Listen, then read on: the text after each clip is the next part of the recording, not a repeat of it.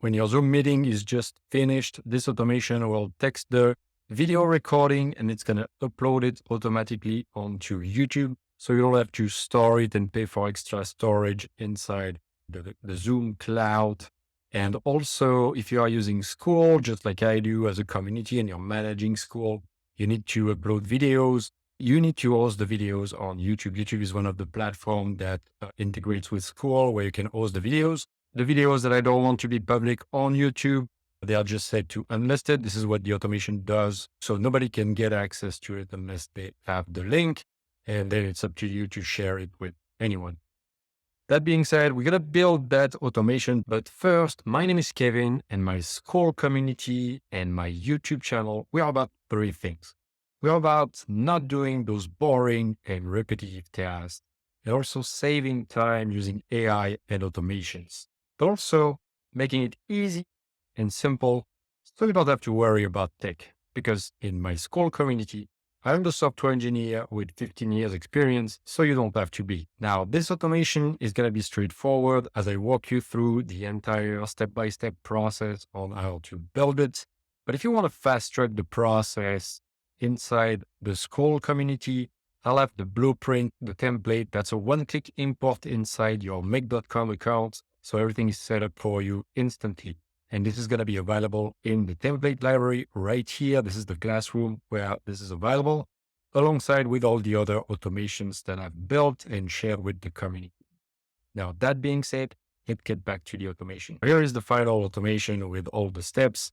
And we're going to start by building it step by step, with the first one being this one, the trigger. So let's create a new scenario.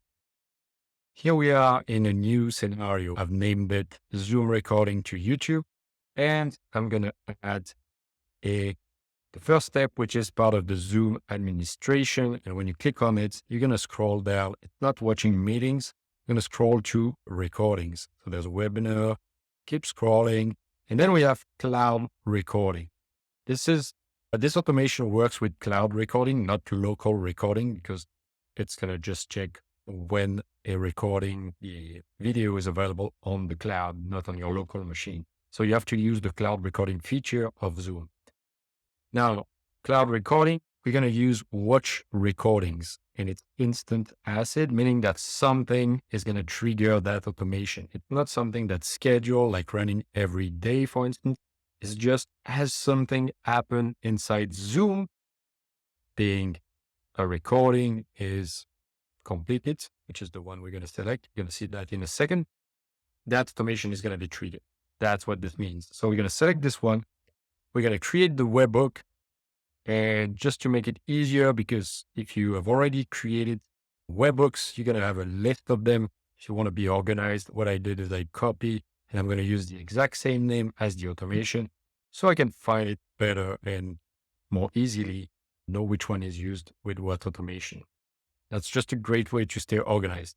Now, for the connection, mine is already created because I've used that before. But if you haven't connected your Zoom account to Make, you can just click on Add.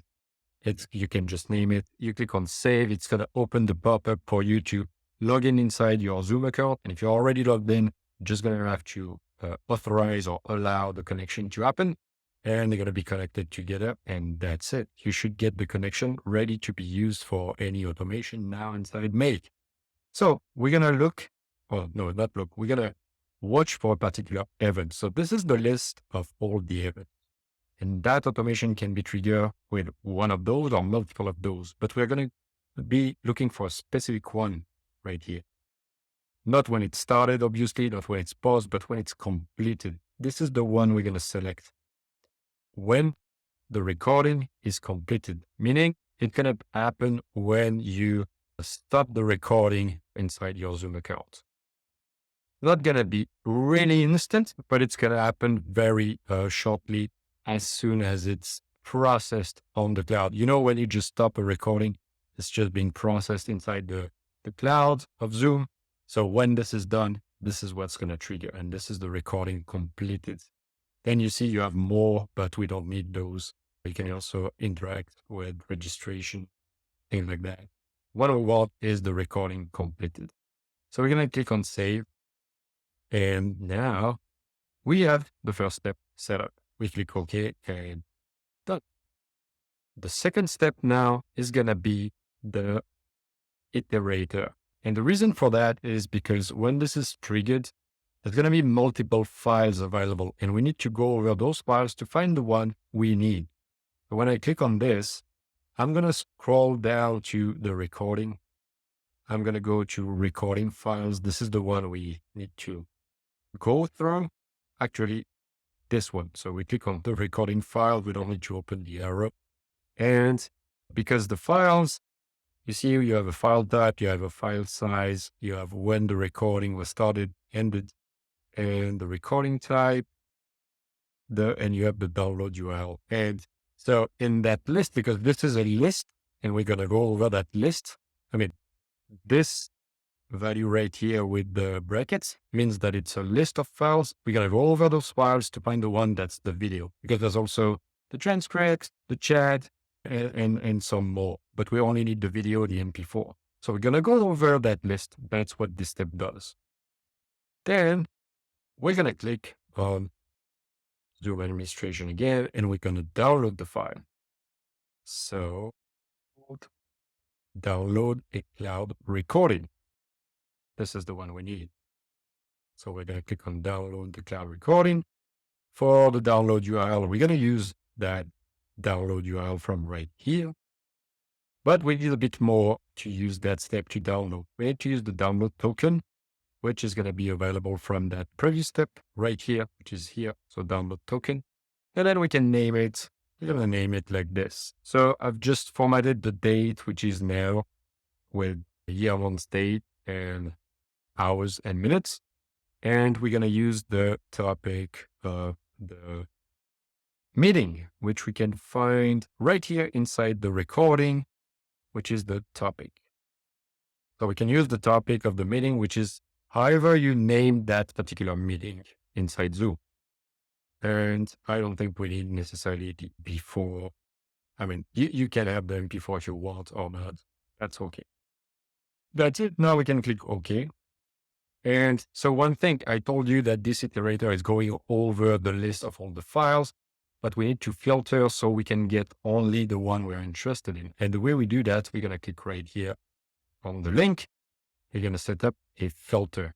Filter, let's say, video only. Condition for that is from that iterator, we're going to look for the file type. And we're going to say if it's equal to P4, uppercase M, uppercase P, and 4. That's the one that's how we find the one that's actually the video. Click OK. Now we have the filter set up and we have downloaded the file successfully with this step. Now the next step, we're going to add a YouTube step because we want to upload that file. So if we go to YouTube, see, I just searched YouTube, found let's open this actually. The first one is upload a video. So if we do that, same thing, my connection to my YouTube channel has been established. If you need to do that, you just click on add and follow the steps right there to establish one. Now for the title, what I did is I used the file name, the one we defined earlier. It's okay because what I do is then I go and manually adjust it if I want to. You can use whatever you want right here. As it's going to be the title of the video. Then automatically you see that the file is selected from the one that we've downloaded, which is perfect. This is what we want. Then you can select a category for your videos. I do educational video, so that's what I select. Privacy status, that's where I mentioned I use unlisted. So anything can be accessed through a link, but nothing is public or searchable through YouTube. And you can add a description if you want. I do not necessarily, although adding for some cases, I'm going to add ChatGPT automatically generating a description for those videos based on the transcript, but that's going to be for another video. Or I have some community posts on that topic inside my community, but right now I'm not going to add anything in the description. If this video made for kids, I leave it as no. Then I go to show advanced settings. You can add tags if you want. You can add a recording date if you want, if you have license. I leave this all empty. But one thing that I change, and that's because I use some of those videos on Skool. But if you want to have those videos that can be embedded somewhere, you need to allow embedding. So you need to select yes here. And then you can decide if you notify subscribers or not. And that's it. You click OK. Sometimes you have to reopen and re-click OK. And that's done. All right. Something we can do next, it's optional, it's up to your scenario, is add that video in a specific playlist. So the way I do that is you go again, you add a YouTube step and you scroll down and you find playlist. So you can say add a video to playlist and you have a video finder, but we don't need to use it. You just click here, you use the video ID from that previous step, from that step before. And for the playlist ID, you just need to click ID Finder again. Okay, that's the chat. So we just found the channel ID. That's the channel ID. I'm going to say mine because these are my playlist. Now I'm going to click OK and it's going to open. It's going to do a search. These are all my playlists. I hope you followed along, but that's how you can just browse all the playlists. And now from there, I can just select playlist I wanted to go into. For instance, if they are about my automation 101 course, I can just select this one, or if they are live events, or if they are part of the Smart Automation Lab Q&A calls, or the automation library, I would select this one. Here is the playlist ID. I click OK, and now all of those videos that are uploaded automatically by this automation are going to be set in that specific playlist. And then the last step, because we're basically done, but I just like to get a notification. So what I do is I add just an email, send an email. Same thing. You have to create a connection. I use the Google service for my Gmail account. I put that great. If you don't have one, you just add and connect to your Gmail account. You have multiple ways to connect an email address right here. And then you do it too. So I'm sending that to my personal email address, my business email address. I can decide on the subject. I'm going to say recording available on YouTube. Put a dash, and I'm going to put the title of the video. And I'm going to be okay with the HTML content. And what I can do here is just the link to the video and the way you get the link, because I think it's not available out of those steps right away. But if you do that, you use this URL, standout YouTube URL with the V equal, get at the video ID at the end, and then you have the link ready to be clicked on to get you to that video. Okay. And now we have our entire automation built. We don't forget to save. And not an easy one to test because it's going to be waiting for a cloud recording to be done. So the way you can test it out is you start your own Zoom meeting by yourself and you start talking for a minute or two, and then you stop it, and that can trigger the automation, but it's going to take a bit of time. So I'm not going to do that inside this video, but everything is set up this way. I've used it for quite some time now. Don't forget to turn the automation, and you see it's going to happen immediately as data arrives on the webhook. Just remember, it takes a bit of time for the event to happen as soon as you stop the recording. So you're going to need to wait for a bit because the video is being processed on the cloud recording, on the Zoom cloud. So you need to wait that this processing that happens on the Zoom cloud is over for that to happen. It takes a few minutes. If the meeting is very long, it's going to take longer. So just be mindful of that. Another thing to be mindful of is that token that is used to download the file in that step. It needs a token. That token is generated within that step and retrieved automatically, but that token is only valid for 24 hours, meaning it's going to work normally and download the file within the first 24 hours. That's going to happen automatically when it runs.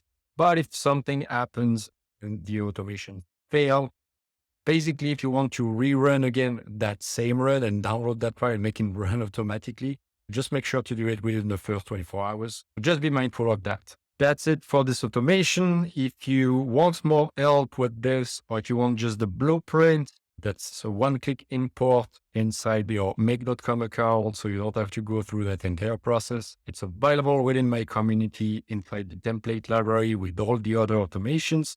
And also, if you want more help, I also offer some services where I can build it for you. If you have any ideas to make this automation even better or more useful, if you want to add more steps, maybe some AI into the mix, just let me know in the comments. I would love to know. I'm always looking for new ideas on improve it or creating even new automations. Just let me know in the comment down below or within the community. And now I will see you in the next video.